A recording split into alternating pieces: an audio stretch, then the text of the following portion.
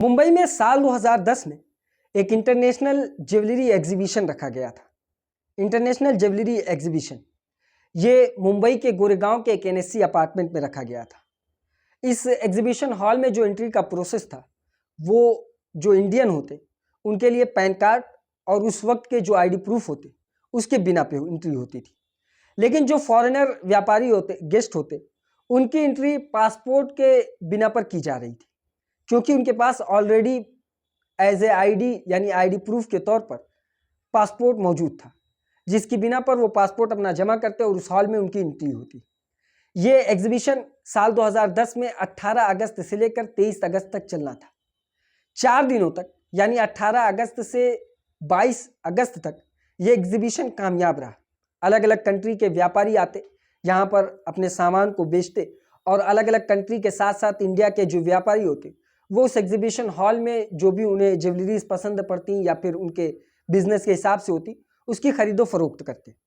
यानी 22 अगस्त तक ये एग्जीबिशन बिल्कुल कामयाब रहा और अब 23 अगस्त आ चुका था। 23 अगस्त का भी लगभग आधे से ज़्यादा दिन गुजर जाता है और इस एग्जीबिशन में लगभग 6000 से ज़ायद लोगों की मौजूदगी होती है। 6000 से ज़्यादा वहाँ पर लोगों की भीड़ होती है, जिसमें लगभग आधे से ज़्यादा दिन गुजर जाता है। और अब इस एग्जीबिशन के ख़त्म होने में सिर्फ 2 घंटे से 2.5 घंटे बचे हुए थे। यानी 2-2.5 घंटे में ये एग्जीबिशन ख़त्म हो जाता है, जिसके बाद जितने भी व्यापारी अलग अलग कंट्री से यहाँ पर अपने डायमंड्स को, अपने सामान को लेकर आए हुए थे, अलग अलग कंपनी के लोग, वो यहाँ से अपने सामान को लेकर अपनी कंट्री वापस चले जाते। लेकिन अचानक इस एग्जीबिशन हॉल में एक भगदड़ मच जाती है। एक ऐलान होता है, जिस ऐलान के बाद लोगों में अफरा तफरी मच जाती है। असल में उस एग्जीबिशन हॉल में होता कुछ ही है कि एक हांगकांग बेस्ड इजरायली कंपनी थी जो अपने ज्वेलरीज को वहाँ पर एग्जीबिशन में लाई हुई थी। अचानक उसका जो मेन बिजनेसमैन होता वो अपने एग्जीबिशन जहाँ पर उसका लगा हुआ था, जहाँ पर ज्वेलरीज उसकी रखी हुई थी, उस जगह पर जाता है तो देखता है कि उसके एग्जीबिशन टेबल पर जहाँ पर कई ज्वेलरीज बॉक्स पड़े हुए होते हैं, वहाँ से एक जगह खाली है और वहाँ से एक जो बॉक्स है वो गायब हुआ है। उस बॉक्स में लगभग 300, लगभग क्या बल्कि 300 गिनती के साथ डायमंड्स है, जो कि 887.24 कैरेट के थे। यानी इसकी जो कीमत थी वो 7 करोड़ की थी। 7 करोड़ की कीमत के जो डायमंड्स के बॉक्स थे वो वहाँ से गायब हो चुके थे।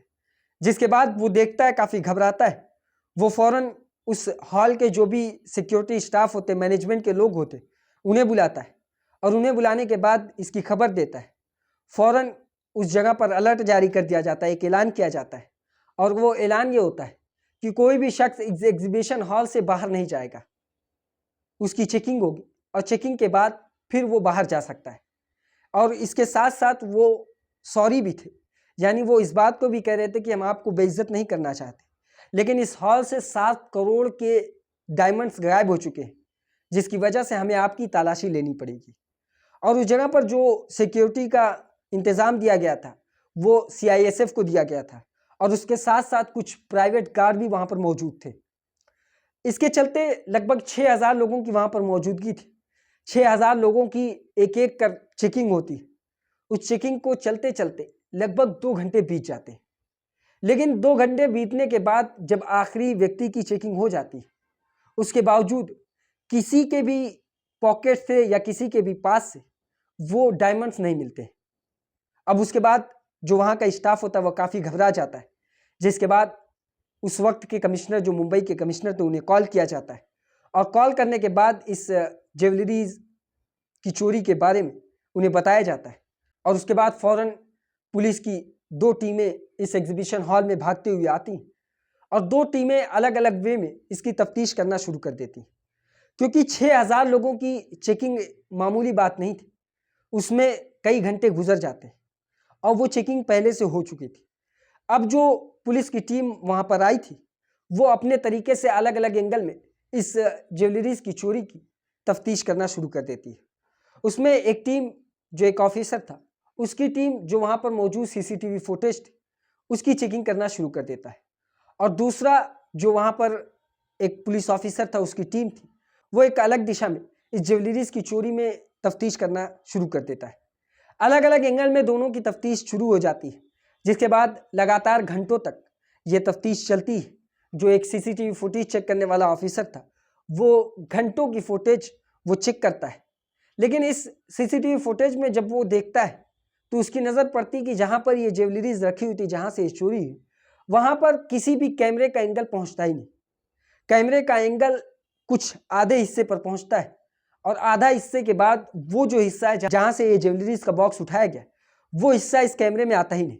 जिसके बाद पुलिस काफ़ी निराश होती है, लेकिन अब इधर लोगों से पूछताछ करती है और लोगों से पूछताछ के दौरान अलग अलग एंगल निकालती है कि किस तरीके से चोरों को पकड़ा जा सकता है। इसी बीच तफ्तीश में पुलिस को यह नजर आता है कि इसमें जो एंट्री का प्रोसेस था वो आईडी प्रूफ पे बेस्ड था, यानी जो इंडियन होते उनका पैन कार्ड और जो भी आईडी होती उसके तौर पर उनको एंट्री मिलती, और जो फॉरेनर होते उनको पासपोर्ट के बिना पर एंट्री दी जाती है। जो इंडियन होंगे वो अपनी आईडी जमा करने के बाद यहाँ पर चोरी करने का खतरा मोल नहीं लेंगे। उनके दिमाग में ये बात आती है कि यानी इस चोरी में जो भी शामिल है वो इंडियन नहीं बल्कि कोई फॉरेनर होगा जो इस चोरी में इस चोरी को अंजाम दिया होगा। उसके बाद पुलिस की टीम जो एक सीसीटीवी फुटेज लगातार चेक कर रही थी, उस टीम को दोबारा से कहा जाता है कि इसमें अब फॉरेनर के ऊपर नज़र रखी जाए। वो लगभग घंटों तक फॉरेनर्स के ऊपर नज़र रखता है। अचानक उसकी नज़र एक फॉरेनर लेडी पर पड़ती है। जब वो उस फॉरेनर लेडी को देखता है तो उसको उस लेडी के ऊपर शक होता है, और शक की वजह ये थी कि वो पहले एक कैमरे के फ्रेम को देखता है तो उसमें वो लेडी अकेले होती है। वो अलग अलग स्टॉल पे जाकर ज्वेलरीज का मुआयना करती, देखती, और उसके बाद जब वो दूसरे फ्रेम में आती तो उसके साथ कोई और एक व्यक्ति आ जाता। अब भी कोई शक की बात नहीं थी, क्योंकि हो सकता है कि वो उसके साथ हो, उसका पार्टनर हो जो इस एग्जीबिशन में उसके साथ आया हो। लेकिन फिर जब तीसरे फ्रेम में देखा जाता तो वो व्यक्ति बदल जाता है, उसके अलावा दूसरा एक व्यक्ति उसके साथ चलता है।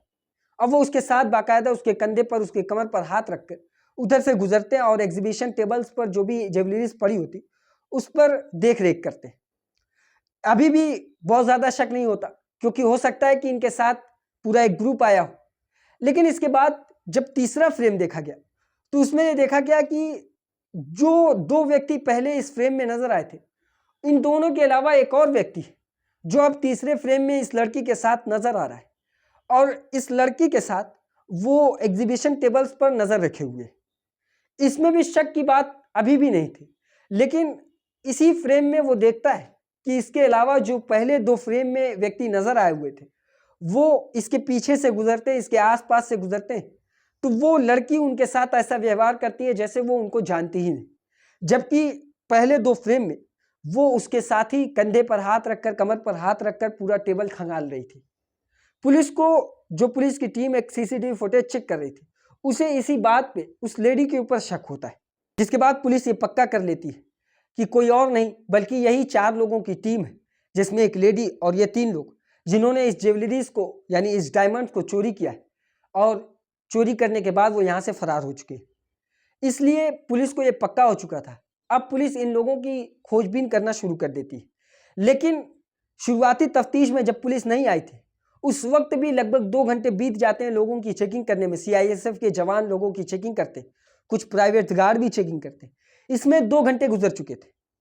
जिसके बाद जब पुलिस की टीम आई तो पुलिस की टीम को भी तफ्तीश करने में 3 घंटे गुजर जाते हैं, यानी टोटल 5 से 5.5 घंटे गुजर जाने के बाद अब ये 4 लोगों की तलाश थी, जो 4 लोग 5 घंटे पहले ही इस एग्जीबिशन हॉल से बाहर निकल चुके हैं, और ये उम्मीद लगाई जा रही थी कि ये इस वक्त एयरपोर्ट पर होंगे, या तो ये एयरपोर्ट से अपनी कंट्री वापस जा भी चुके होंगे। जिसके बाद पुलिस की टीम भागते हुए उस एयरपोर्ट पर जाती है, यानी गोरेगांव के करीब में जो एयरपोर्ट पड़ता है उस एयरपोर्ट पर, मुंबई एयरपोर्ट पर जाते हैं, और वहाँ पर जाने के बाद उस फ्लाइट के बारे में पता करते हैं तो पता ये चलता है कि वो फ्लाइट यानी जो व्यक्ति ये कुछ ही मिनट पहले यहाँ से वो उड़ान भर चुके हैं और वो यहाँ से दुबई जाएंगे, और दुबई के बाद फिर उनकी दूसरी फ्लाइट है उनकी कंट्री, जिनमें 3 व्यक्ति अलग कंट्री के थे और 1 अलग कंट्री के। ये तीनों लोग, चारों लोग अपनी अलग अलग कंट्री में चले जाएंगे दुबई से। पुलिस को काफ़ी अफसोस होता है कि अगर कुछ वक्त पहले हम लोग यहाँ पर आए होते तो शायद हम लोगों ने उन्हें पकड़ लिया होता है, लेकिन वो इस अफसोस के साथ वहाँ पर बैठे रहते। अचानक उसी में से एक ऑफिसर का ख्याल आता है कि एक ऑफिसर जो कि दुबई एयरपोर्ट पर अपॉइंटेड है, वो इसका काफ़ी अच्छा जानने वाला है, पर्सनल उसके साथ इसका रिश्ता है, क्योंकि जब भी ज़रूरत पड़ती तो वो इसकी मदद लेता। और अब इस मुंबई पुलिस के ऑफिसर को ज़रूरत थी उस पुलिस ऑफिसर की जो कि दुबई एयरपोर्ट पर अपॉइंटेड था। तो वो अपने पहचान के ऑफिसर को, दुबई एयरपोर्ट के ऑफिसर को फ़ोन करता है और फ़ोन कर ये बात बताता है कि 4 व्यक्ति हैं, जिसमें एक महिला है, वो अभी कुछ देर पहले फ़्लाइट लेकर दुबई के लिए निकली और वो इस तरीके से हमारे यहाँ एग्जीबिशन से 7 करोड़ के हीरे को चुरा कर यहाँ से फरार हो चुके हैं। जिसके बाद अगर हम कागजी कार्रवाई को लेकर देखेंगे तो लगभग कई घंटे गुजर जाएंगे, जिसके बाद वो यहाँ से दुबई से भी फरार हो सकते हैं। अगर आप हमारी मदद करें तो मदद में हमारी आपसे यही गुजारिश है कि आप इन चारों लोगों की तफ्तीश करें, चेकिंग करें और चेकिंग करने के बाद इनके पास से जो हीरा हो उसे जब्त कर लें। ये इसके चलते वो दुबई का एयरपोर्ट का जो ऑफिसर था वो भी मना नहीं कर सका, क्योंकि कई मरतबा वो भी इससे अपने काम को लेकर फ़ोन कर चुका था और अपना काम निकाल चुका था। इसके चलते वो दुबई का एयरपोर्ट का जो ऑफिसर था वो इंतज़ार करता है। इसी बीच वो फ़्लाइट भी जो इंडिया से गई हुई थी दुबई के लिए, वहाँ से वो फ़्लाइट आती है। फ़्लाइट आने के बाद वो चारों लोगों को साइड लेकर आते हैं और साइड लाने के बाद अब उनकी चेकिंग होती है। कई घंटों तक चेकिंग के चलते उनके जो भी लगेज होते उनकी चेकिंग होती, उनके कपड़े चेक किए जाते और हर तरीके से उनकी चेकिंग होती। लेकिन तमाम कोशिशों के बावजूद भी दुबई के उस ऑफिसर को इनके पास से कुछ भी नहीं मिलता, यानी इनके पास वो हीरे थे ही नहीं। अब उसके बाद फिर वो दुबई का ऑफिसर यहाँ के पुलिस ऑफिसर को फ़ोन करता है और फ़ोन करके इसकी इत्तला देता है कि इनके पास तो कुछ नहीं, इनके लगेज भी जितने थे उसके भी चेक कर लिया गया, लेकिन उनके लगेज में भी कोई ऐसा सामान नहीं मौजूद है, कोई हीरा या कोई ज्वेलरीज। मुंबई के पुलिस ऑफिसर काफ़ी हैरान होते हैं, जिसके बाद वो उस पुलिस ऑफिसर से कहते हैं कि इनका एक्सरे निकलवाइए, यानी इनका एक्सरे निकलवा कर देखिए कि कहीं ऐसा तो नहीं कि ये उस हीरो को अपने अंदर निगल चुके हैं। यानी अक्सर जो स्मगल होते हैं हीरे वगैरह, वो कुछ लोग अपने प्लास्टिक में रख के हीरो को अपने पेट में निगल लेते हैं, उसके बाद फिर उल्टी करके या फिर टॉयलेट के ज़रिए उसे बाहर निकाल लेते हैं। अब ये काम भी दुबई के उस एयरपोर्ट के ऑफिसर ने किया, इनका एक्सरे निकलवाया। एक्सरे निकलवाने के बाद जब वो देखता है तो इनके पेट में कुछ प्लास्टिक की पुड़ियाँ पड़ी हुई थी, यानी प्लास्टिक के कुछ हिस्से जो कि उनके पेट में पाए जाते हैं। पुलिस को जैसे ही ये पता चलता है वो फ़ोन कर यहाँ पे मुंबई पुलिस को इसकी इत्तला देता है, जिसके बाद उनको दवा खिलाया जाता है, उसके बाद उल्टी कराया जाता है। कुछ हीरे की पैकेट्स उल्टी के ज़रिए निकलवाए जाते हैं, कुछ टॉयलेट करवाए जाते हैं, टॉयलेट करवाने के बाद फिर उससे निकलवाए जाते हैं और इस तरीके से वो 7 करोड़ के हीरो को वापस इंडिया लाया जाता है। और उसके बाद फिर जो कागजी कार्रवाई होती, उस कागजी कार्रवाई के ज़रिए उन्हें इंडिया लेकर आया जाता है, उनको अरेस्ट किया जाता है और फिर अदालत में इनकी जो चार्जशीट फाइल होती, उसके चलते फिर कुछ दिनों के बाद इसका फैसला आता है और फैसले में इंडियन अदालत ने इन्हें 2 साल की 2-2 साल की सज़ा सुनाई थी और साल 2012 के लास्ट में इन्हें रिहा कर दिया जाता है, इनकी सज़ा पूरी हो जाती है, जिसके बाद फिर इन चारों लोगों को इनकी कंट्री में डिपोर्ट कर दिया जाता है।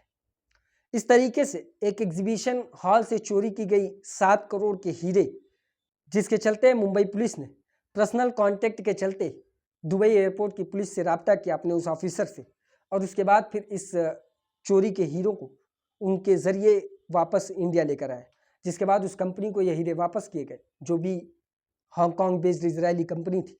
ये थी आज की कहानी।